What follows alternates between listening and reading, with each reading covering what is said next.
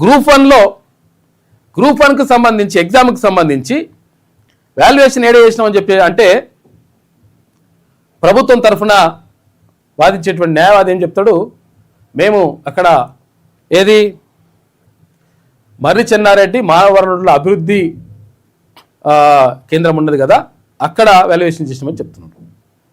ఆర్టీఐలు అడిగితే ఏం చెప్పిండ్రు వీళ్ళు, లేదు జేఎన్టీయు, ఇక్కడ జేఎన్టీయు ఉంది కదా కేపీహెచ్బి దగ్గర కూకట్పల్లి హౌసింగ్ బోర్డు దగ్గర, జేఎన్టీయులో మేము వాల్యుయేషన్ చేసినామని చెప్పిండ్రు. అంటే ప్రభుత్వం తరఫున వాదిస్తున్నటువంటి ఇక్కడ న్యాయవాది మరి తప్ప, లేకపోతే ఇక్కడ మరి ఆర్టీఐ ఇన్ఫర్మేషన్ ఇచ్చినటువంటి ఇక్కడ ఏది తెలంగాణ పబ్లిక్ సర్వీస్ కమిషన్ తప్ప? అంటే లంగా కథలు ఇక్కడనే కూడా బయటపడుతున్నాయి. రాష్ట్రంలో అత్యంత పెద్ద ఉద్యోగం ఏంటి అంటే గ్రూప్ 1. ఆ గ్రూప్ 1కి సంబంధించి ఏం జరిగిందో చూడరు ఒకసారి.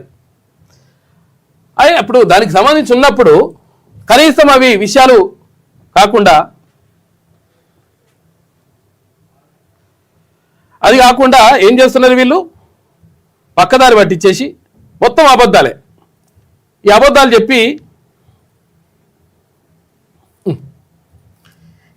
చెప్పేసి అవతల పడుతుంటే ఇప్పుడు నిజంగా నష్టపోయేది ఎవరంటే ప్రభుత్వ ఉద్యోగాల కోసం రాత్రనక పగలనక కష్టపడి చదివి ఇబ్బంది పడి అట్లా చేసినటువంటి ఎవరు నిరుద్యోగులు ఇబ్బంది పడతా ఉన్నారు.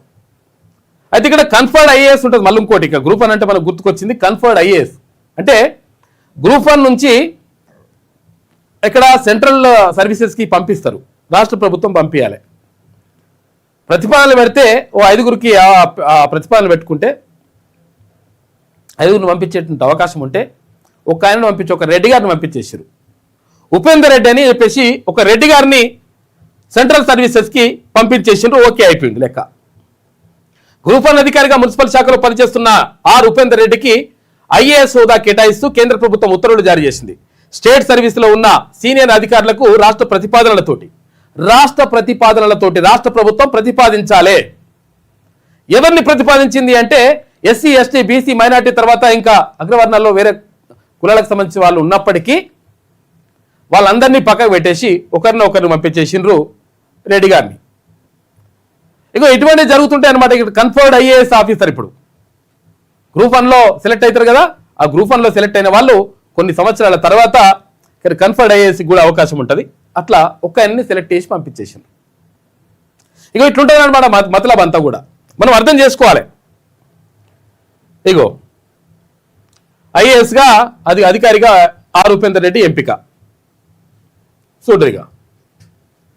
ఇక చాలా మంది ఉండే, వీళ్ళందరూ కూడా ఉన్నా కానీ వాళ్ళందరినీ పక్కకు పెట్టేసి ఒకరిని పంపించేసిండ్రు. ఇందులో ఎవరెవరు ఉండే, తెలంగాణ కేడర్ నుంచి 2024 బ్యాచ్ ఐఏఎస్ అధికారిగా పురపాలక శాఖ అధికారి ఉపేందర్ రెడ్డికి కేంద్రం హోదా కల్పించింది. ఈ మేరకు కేంద్ర సిబ్బంది తర్వాత శిక్షణ వ్యవహారాల శాఖ బుధవారం నోటిఫికేషన్ జారీ చేసింది. ప్రస్తుతం ఉపేందర్ రెడ్డి హెచ్ఎండిఏలో సంయుక్త కార్యదర్శిగా పనిచేస్తున్నారు. 2024 బ్యాచ్ తెలంగాణ కేడర్ ఐఏఎస్ అధికారి గ్రూప్ 1 పోస్టుకి రాష్ట్ర ప్రభుత్వం గతంలో రాము, తర్వాత ఉపేందర్ రెడ్డి, తర్వాత ఎస్ పంకజ, కె పద్మజారాణి, తర్వాత ఎస్ దిలీప్ కుమార్ అనే అధికారుల పేర్లను సిఫారసు చేయగా వీరికి ఇటీవల యూపీఎస్సీ ఇంటర్వ్యూలు నిర్వహించి ఉపేందర్ రెడ్డి పేరును ఖరారు చేసింది. హాలో బ్రిక్ యూనిట్ స్థాపనకు నిరభ్యంతర పత్రం జారీ కోసం 2014 జనవరిలో పెద్దంబర్పేట మున్సిపల్ కమిషనర్ హోదాలో ఉపేందర్ రెడ్డి 50,000 రూపాయలు లంచం తీసుకుంటుండగా ఏసీబీకి రెడ్ హ్యాండెడ్ గా పట్టుబడ్డారు. అయినా ఆయనకే కీలకమైనటువంటి ఐఏఎస్ హోదా లభించడం అధికార వర్గాల్లో చర్చనీయాంశంగా మారింది. అంటే ఒక అవినీతి ఆరోపణలు ఉన్నటువంటి, గతంలో ఆరోపణలు కాదు కానీ పట్టుబడ్డాడు ఏసీబీకి డైరెక్ట్ గా రెడ్ హ్యాండెడ్ గా 50,000 రూపాయలు లంచం తీసుకుంటూ పట్టుబడ్డటువంటి ఒక ఆయనని తీసుకుపోయి ఆయనకు కన్ఫర్డ్ ఐఏఎస్ గా అవకాశం కల్పించిండ్రు. అంటే ఎవరి ప్రయోజనాల కోసం ఇక్కడ పనిచేస్తా ఉన్నారు, ఏం కథ అనేటువంటిది మనం అర్థం చేసుకుంటే తెలుస్తుంది లెక్క. అంటే ఎట్లా మోసం జరుగుతుంది, ఏం కథ అనేది. ఇక తర్వాత ఈ గ్రూప్ 1కు సంబంధించినటువంటి అంశంలో కూడా వాళ్ళు చెప్పినటువంటి కథ ఒకటి, తర్వాత ఇక్కడ జరిగింది ఒకటి. దీనికి ఆధారాలతో మనం చూపిస్తాం. ఇప్పుడు ఏమంటే మాటలు చెప్పడం ఏమి ఉండదు లెక్క. ఇక్కడ మనం ఎప్పుడు కూడా క్లియర్గా ఆధారాలతో మాత్రమే బయట పెడతాం కాబట్టి పబ్లిక్ కూడా అట్లా నమ్ముతారు. చూడండి ఒకసారి ఆర్టీఐ ఇన్ఫర్మేషన్ కోసం పెడితే అదేది మీకు రైట్ టు ఇన్ఫర్మేషన్ యాక్ట్ ప్రకారం మాకు ఇన్ఫర్మేషన్ ఇవ్వండి, సమాచారం ఇవ్వండి అని చెప్పేసి ఒక అప్లికేషన్ పెట్టుకుంటే ఏమని ఇచ్చిండ్రు ఇక్కడ చూడండి. ఇక్కడ అక్కడ ఈయనకి ఇచ్చిండ్రు వి పవన్ మనోగ్నూర్ బిజినేపల్లి మండల్ ఇక్కడ నాగర్ కర్నూలు జిల్లా. ఆయన రిక్వెస్ట్ పెట్టుకున్నాడు ఆర్టీఐ ఇన్ఫర్మేషన్ ప్రకారం. రిక్వెస్ట్ పెట్టుకుంటే ఇగో అసిస్టెంట్ రిజిస్ట్రార్ ఇచ్చిండ్రు. ఇది ఇగో valuation work for group 1 mains, valuation work for group 1 at JNTU from 7 November 2024 నుంచి 12/1/2025 వరకు ఎక్కడ జరిగిందట వాల్యుయేషన్ వర్క్ ఎట్ JNTU అని చెప్పేసి చెప్పిండ్రు. JNTUలో ఈ వాల్యుయేషన్ జరిగిందని చెప్పిండ్రు కదా. చూడరు ఇక్కడ క్లియర్గా చూడండి ఆర్టీఐ ఇన్ఫర్మేషన్ ఇది. మనం సొంత కవిత్వం ఏం కాదు, అసిస్టెంట్ రిజిస్ట్రార్ ఇచ్చేసిండ్రు ఇక్కడ. ఏది గ్రూప్ 1 వాల్యుయేషన్ ఎక్కడ జరిగిందిరా నాయన, మొత్తం కూడా అవకతవకలు జరిగినాయి, మొత్తం మోసం జరిగింది అని చెప్పేసి చాలా మంది అడిగితే ఇన్ఫర్మేషన్ ఇచ్చినటువంటి ప్రత్యేక ఇన్ఫర్మేషన్ ఇట్లా క్లియర్ ఇన్ఫర్మేషన్ ఇట్లా ఇచ్చిండ్రు కదా. చూడరు ఇది చూసిండ్రు కదా, ఓకేనా. ఇది చూసిన తర్వాత చూడండి ఇప్పుడు అక్కడ కోర్టు ఏం చెప్పిండ్రు. These evaluations were held in a centralized place or distributed over several? No, centralized. All of them were there in the Murray Chenna Reddy Institute. There's a very big institute, it's administrative. All the administrators are trained there. State and some of the center IAS guys also get to them there. They were there for a whole month.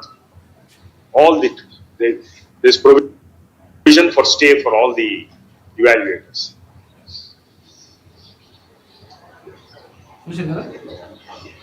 A little above a month, they were all there.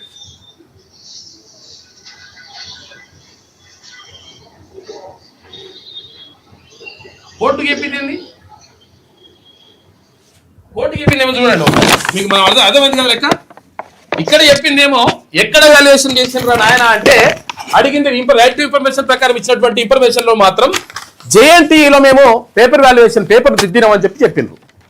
తర్వాత కోర్టుకి ఇచ్చినటువంటి information, కోర్టుకి ఇచ్చినటువంటి దాంట్లో ఇక్కడ ప్రభుత్వం నుంచి వాదిస్తున్నటువంటి న్యాయవాది ఎవరైతే ఉంటారో ఆయన ఏం చెప్పిండు, మేము మర్రి చెన్నారెడ్డి మానవ వనరుల అభివృద్ధి కేంద్రంలో మేము ఈ గ్రూప్ 1 వాల్యుయేషన్ నిర్వహించడం నెలపాటు జరిగింది అని చెప్పిండు. అంటే ఎంత మోసం అన్నట్టు. మనం దేన్ని నమ్మాలి ఇప్పుడు అంటే ఇప్పుడు ఇక్కడ అన్యాయం జరిగింది, మోసం జరిగింది, అక్రమాలు జరిగినాయి అనడానికి ఇది నిదర్శనం కాదా గ్రూప్ 1కి సంబంధించి? అంటే కనీసం ఇన్ఫర్మేషన్ లేకుండా వీళ్ళు మాట్లాడుతున్నారా, లేకపోతే ఇంకా పబ్లిక్ని మోసం చేయడమా? గ్రూప్ 1 అంటే చూసారు కదా, ఇందాక చూసారు కదా, గ్రూప్ 1 అంటే ఏంటిది, వీళ్ళు కన్ఫర్డ్ IAS ఆఫీసర్ అవుతారు. ఇక్కడ చూసారు కదా, ఉపేందర్ రెడ్డిని తీసుకొని కన్ఫర్డ్ IAS ఆఫీసర్ చేసిండ్రు. అంటే దేశంలో అత్యుత్తమమైనటువంటి జాబు, దానికి ఎంపిక చేసేటువంటి ఏంది గ్రూప్ 1 ఎగ్జామ్కి సంబంధించి ఎటువంటి అవకతవకలు. దీనిపైన అక్కడ శ్రవణ్ కుమార్ కూడా మాట్లాడిండు, ఎమ్మెల్సీ తిరుగుతున్నట్టుంది. సరే, ఇగో ఇట్లా జరిగింది.